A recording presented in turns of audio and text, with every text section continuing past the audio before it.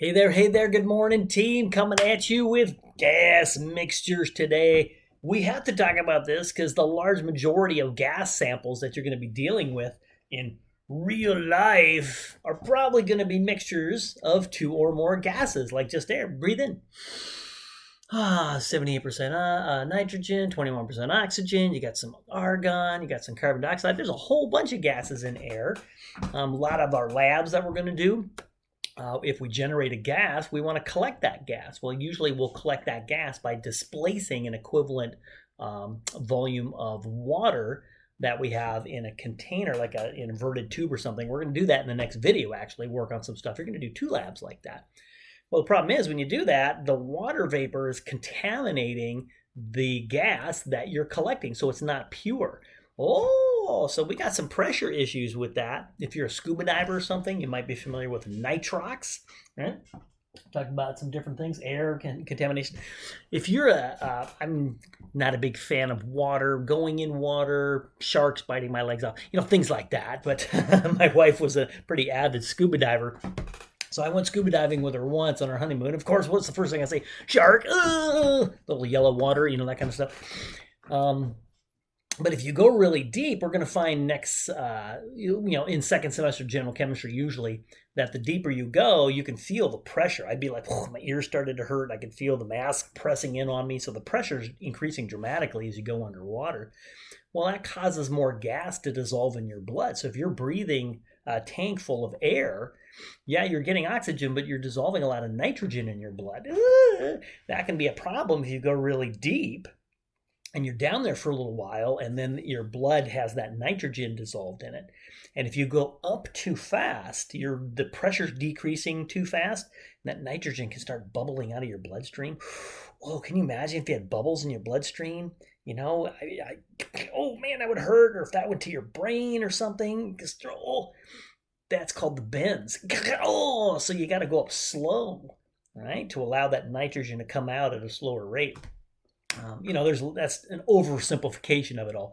So nitrox is something where you can breathe, but it's got less nitrogen, a little more oxygen, that kind of stuff. I don't know the exact numbers because I'm not a scuba diver, but there's a lot of chemistry in scuba diving. It's kind of fascinating, right? The main thing I teach is that the higher pressures you can dissolve more gas. We're going to learn that next semester, and that can be a problem for some of those free divers.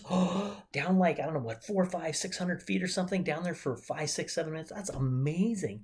They can get a lot of nitrogen in there, and it can kind of disrupt nerve signals, kind of like ethanol can. And so I think, what's that called? Rapture of the deep or something, where they actually, kind of get a little loopy in their brain going, woo, never going to do that. But hey, if you want to, each to their own.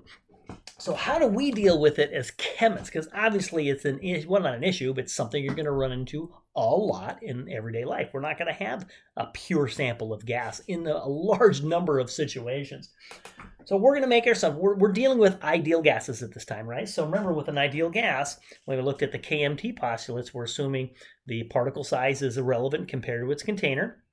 And we're assuming there's no particle attractive or repulsive forces. If we got two particles, whether they're the same gas particles or different, they don't even know each other are there. They just go right past. Now, if they hit, we can transfer kinetic energy.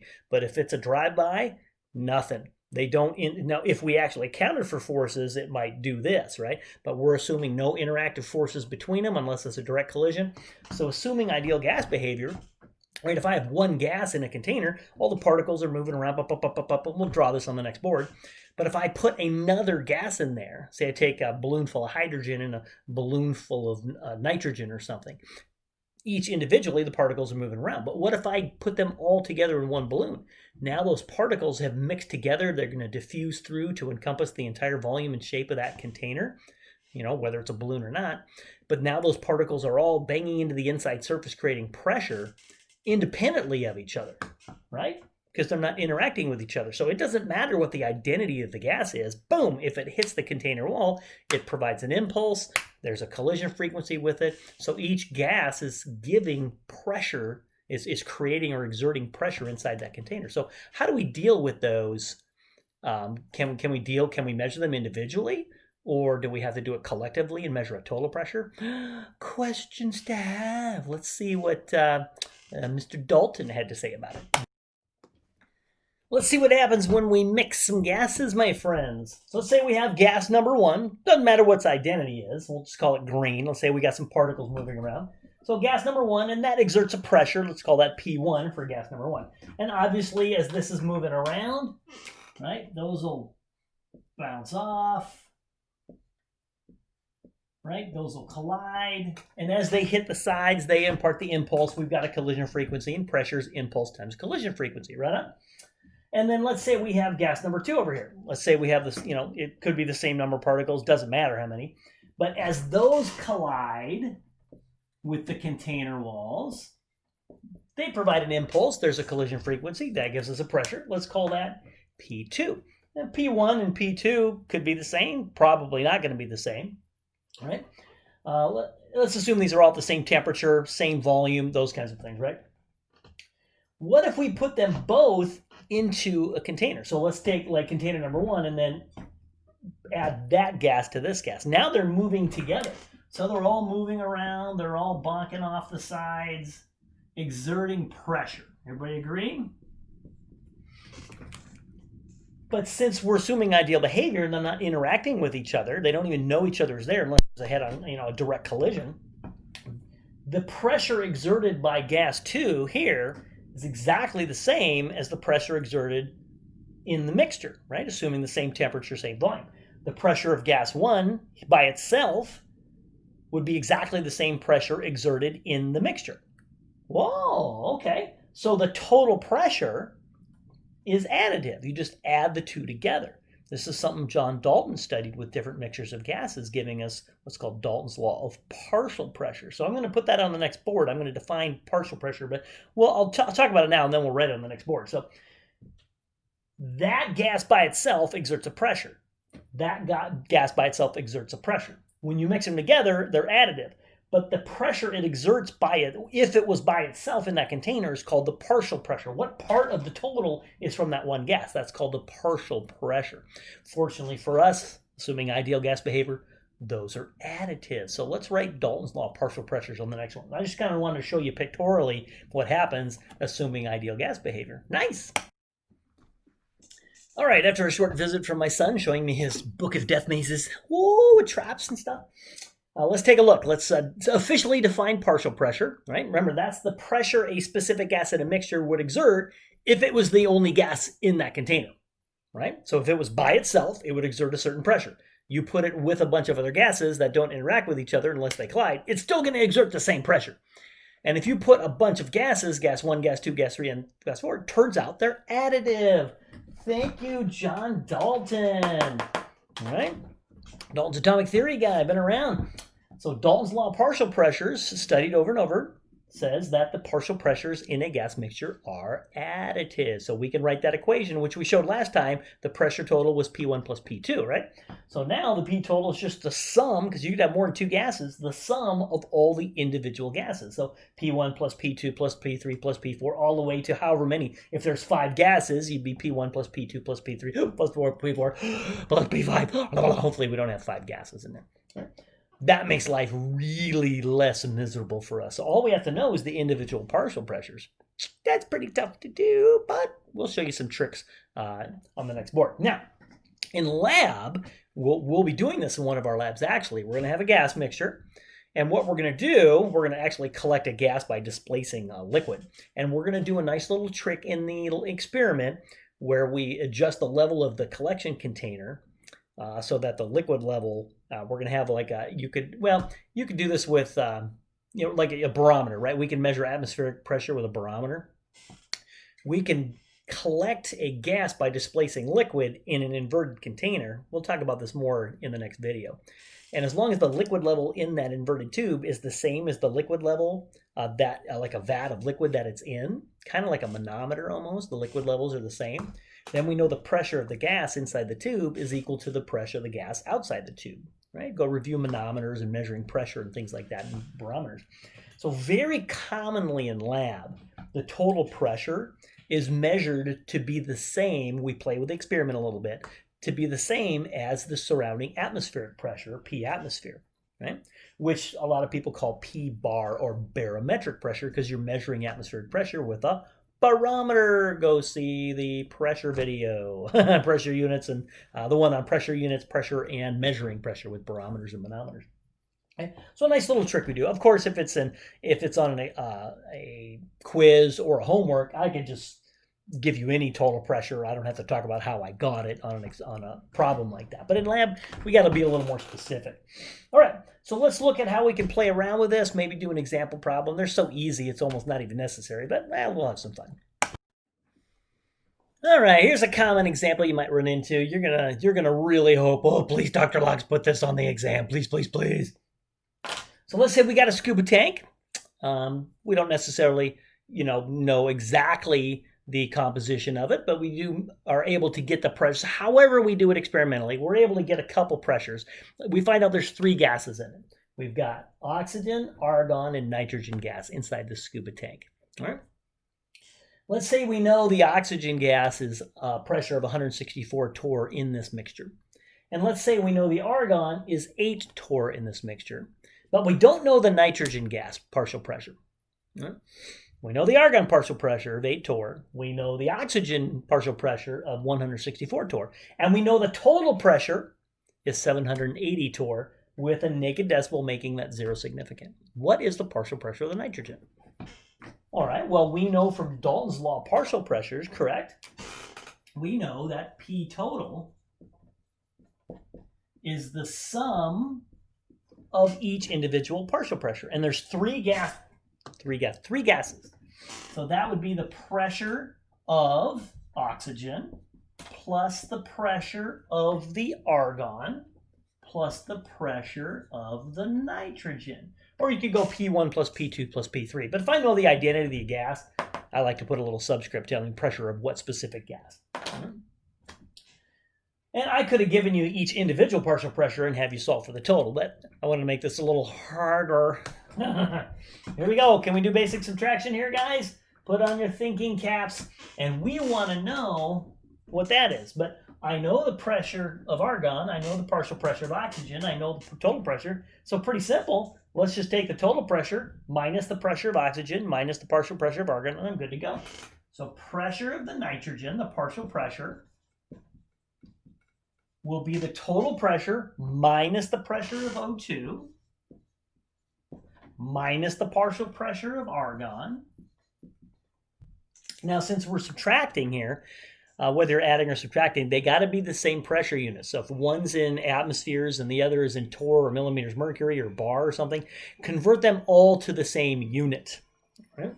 So find out what the majority are and just convert, like if all of them are in torr and one's in atmospheres, convert the atmosphere to torr, you're good to go. So let's plug this in. So pressure of nitrogen will be, so what's our total pressure? 780 torr. Don't forget that naked decimal. Let's subtract the oxygen, which is 164 torr. And the argon is 8 torr. I have no idea what the answer is going to be. They're all in torr, so I'm good. Now, since we're subtracting, we're limited by the largest absolute uncertainty, aka fewest number of decimal places. They don't have any decimals, so you got to think of it in terms of largest absolute uncertainty. Well, that's good to the plus or minus 1, plus or minus 1, plus or minus 1. So they're all good to the ones place. Do you see that?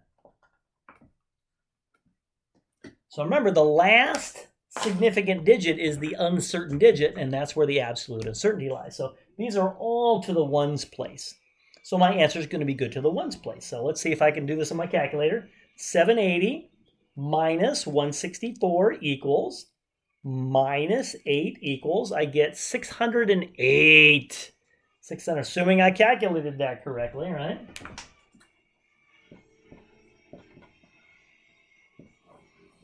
And there is no non-rounded answer or anything like that. So I'm just going to double check it. I'm going to add them all together. 608 plus 8 equals plus 164 should equal 780. I'm just double checking my answer. I'm taking the 3 and see if they add up to 780. So that's Dalton's Law of partial pressures. Easy peasy, guys. All right, let's twist it around now, because like I said, individual partial pressures can be tough to measure sometimes. So let's play some tricks. We got some tricks up our sleeve for Dalton's Law of partial pressures. You ready for the fun little trick? If I look weird moving around like a robot, I'm not pretending I'm a robot, with sticks singing, Domo arigato, Mr. Roboto in the background. I should play music in the background, should I? It's like a kink. You ever get a kink in your neck where you're just like going, ah? You can turn fine one way, but you're like, oh, getting old sucks. All right, anyway, beside the point. Good thing I'm turning my head to the left all the time. So let's say we got Dalton's Law partial pressures, right? So P total is the sum of the individual partial pressures, P1 plus P2 plus P3 plus ... Well, PV is on RT, right? Assuming ideal gas behavior, we got the ideal gas equation. So pressure is nRT over V, right? I just divide both sides by V. Or no big deal. You've done that before. Well, can't I insert pressure into all of those? So instead of writing P1, could I go N1, R1, T1, V1? Oh, so let's insert that in there. But if we're in one container, we know R is a constant, right? Would you agree that T and V, if all the gases are in the same container, they're all at the same temperature and they're all in the same volume. So temperature and volume are constant. Good? We good with that? So the only thing that will vary here is the nitrogen in this case. So P total, instead of P1, I'll go N1 RT over V. And instead of P2, I'll go N2 RT over V. Instead of P3, I'll go N3 RT over V, blah, blah, blah, blah, blah, for however many gases you have. But if RT and V are constant, can I factor those out? Sure. Yes, Dr. Lux, no problem. We can do that, coach. So let's factor out RT over V. So N1 times RT over V plus N2 RT over V, right, as we move through. And then, so if we factor out RT over V, we just get N1 plus N2 plus N3 plus N4 plus N5, blah, blah, blah, times RT over V. Well, N1 plus N2 plus N3 is just N total. So if you can use the ideal gas equation for a gas mixture, where instead of the pressure, if you just have one gas, PV equals nRT, the total pressure for a gas sample, a gas mixture, would be the total of the moles times RT over V. So get the temperature of the container, of the gases, the volume of the container, and as long as you know the amounts of each individual gas, whether it's grams or whatever, you can convert them all to moles, add them all together, RT over V, boom, you got P total. Nice. I'm not going to do an example of that because it's just like the ideal gas equation. All you're doing is just adding up the moles of each individual gas. That's a nice little trick there. Now, because of some of these parameters and proportionalities, we can rearrange this a little bit, and I'm going to introduce a new concept to you called the mole fraction. Mole. All right, when we're dealing with gas mixtures, commonly we want to know, we have a whole, right? We're going to deal with this when we do concentration as well later, where we have a solute in a solution. We have a solute, a solvent. And so you can look at what part of that solution, that mixture, is just the solute. Well, it's the amount of solute over the amount of solution. So we're going to get concentration units. Same thing for a gas mixture is technically a solution, right? Well, we just think of solutions as aqueous phase solutions, but you can, air is a solution. It's just, it doesn't matter what phase it is. Alloys are a solution. It's a mixture of solids, right? And some component. So if I want to look at, well, how much of that gas mixture is just that one gas, or just gas number 2 or gas number 3. Commonly we use mole fraction or mole percent. Fraction, you just multiply it by 100 to get to percent. So we use this, kind of some books use a lowercase kind of italicized X. I don't know if that's like Ki or Chi. I don't know how to pronounce that. I've seen people use a big one. I tend to use a big X, but it's kind of twisted a little bit. Let me know when you figure out what that is. So anyway, looks something like that. Let's set it up. So what's the mole fraction? So if we have the mole fraction for some species I, gas number 1, gas number 2, gas number 3, well, if we know the total moles, it would just be the moles of that gas over the whole. So it's part over whole, right?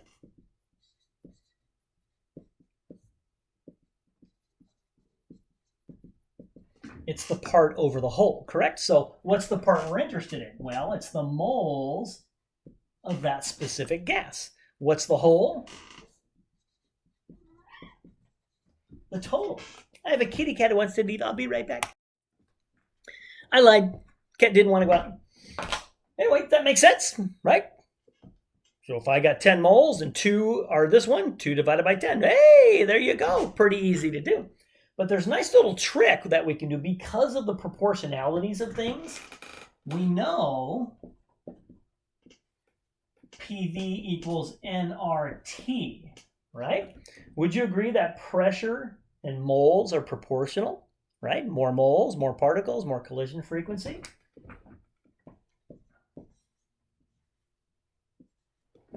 So we could actually measure the mole fraction using the pressure ratio. Ho, ho, ho, ho, ho. So we could take the partial pressure, which might be a little easier, of gas I over the total pressure, right? They're proportional, so we can use them just the same. No big deal. So you can do moles or pressure. You could actually do volume as well. I tend not to work with the volumes and things like that. But technically we could do the volume of I over the V total as well. But for my class, we're going to stick with those two. So a nice little trick to look at mole fraction, a way to look at the amount of a specific gas in a mixture, or the concentration. That's what that is, right? How much of that gas mixture is gas number one. Usually we measure that in mole fraction. Not a big deal. Now, if you multiply that by 100%, right? We call that mole percent. So that's going to be equal to the mole fraction times 100. Pretty simple. So some people like the fractions, some people like the percents. Now remember, these are additive. For a mole fraction, the sums of the mole fractions should equal 1.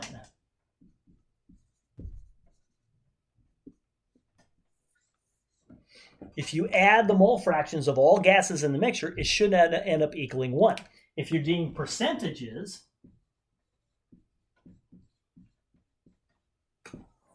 the sum is 100%, right? So if I have 3 gases, one's 50%, the other's 30%, well, 50 plus 30 is 80. The other must be 20, right?